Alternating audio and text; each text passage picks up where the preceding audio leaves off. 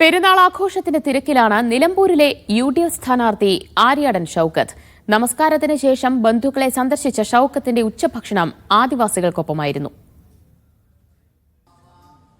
നിലമ്പൂർ മിനർവാപടിയിലെ സലഫി മസ്ജിദിലായിരുന്നു ആര്യാടൻ ഷൌക്കത്തിന്റെ പെരുന്നാൾ നമസ്കാരം. അതേ പള്ളിയിലുണ്ടായിരുന്ന രാജ്യസഭാ MP AP അബ്ദുൽ വഹാബിനും മറ്റു സുഹൃത്തുക്കൾക്കുമൊപ്പം സൗഹൃദം പങ്കിടൽ. ശേഷം നമസ്കാരത്തിനെത്തിയവരോട് പെരുന്നാൾ സന്തോഷം പങ്കിട്ടും വോട്ട് ചോദിച്ചും അല്പനേരം.